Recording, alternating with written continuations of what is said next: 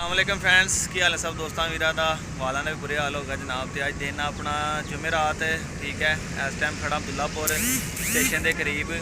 तुम चैक कराना German shepherd Keturah जो आप लाया से पिछले दिन एक जोड़ा ये सेल हो गया। सुल्तान भाई को जा रहा जनाब सराय आलमगीर। तो मियाँ चन्नू तो आया वा, इन्हू झट छड्डते हैं, रेस्ट रुस्ट कराने, रेस्ट करवा के तो फिर नैक्सट जोड़ा है अपना ना मियाँ चन्नू की सराय आलमगीर की गड्डी बिठाने। ये वही जोड़ा जो पिछले दिन मैं वीडियो चलाया सीगा, अल्लाह के तुमने सेल हो गया जनाब, ठीक है। मेल सेल हो गया, फीमेल रही हैगी है, फीमेल भी बंदे गल चल रही है, इंशाल्लाह तो भी हो जाना है। तो इन्हू छड्डते हैं, थोड़ी वाक चेक करवाने हैं, उस तो बाद फिर इन्हू गड्डी च दिखाने, थोड़ा पानी शानी पिला लाँगे, रेस्ट दवा लाँगे, तो फिर कोई अच्छी जी गड्डी देख के जनाब दिखावांगा, वो भी तुम वीडियो भी चेक करवाना। एक मिनट वीडियो बना ला, इधर वो निकला बाहर, पता नहीं ना कि मैं बाहरों निकलना कितना। आजा आजा आजा बच्चे आजा। लो जी मैं फड़ के कढ़िया जी बाहर, ठीक है।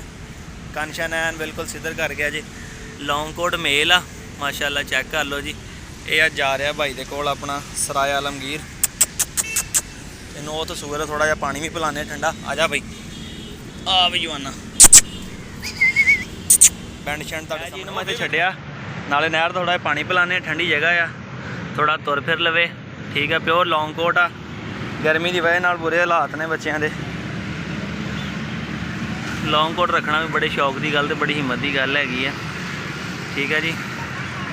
तो इन थोड़ा वाक वूक कराने, बिच ना डिग जी, बिच ना डिग जी, बेचारा थक गया। तो इन पानी शानी पिला के जनाब नैक्सट इन कारगो कराने, नहरी पानी पी रहा, इंजॉय कर रहा, बिच ना जा पई किते,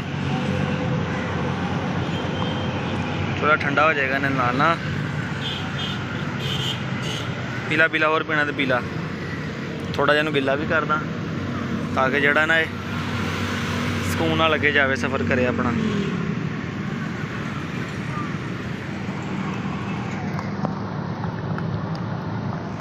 है जी नवाया जो नवा के छड्डिया वा, थोड़ा तुर फिर लवे, तो फिर नैक्सट जोड़ा है इनू जनाब अगले सफ़र के वास्ते रवाना करते हैं।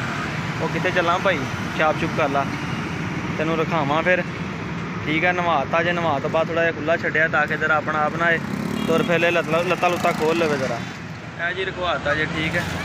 यह गुजरात की गड्डी जे, ठीक है, उन्हें रखवाता जी, पखा लगा उत्ते एसी लगा होया, सही है। गड्डी का नंबर शंबर भी चेक करवा देना भाई,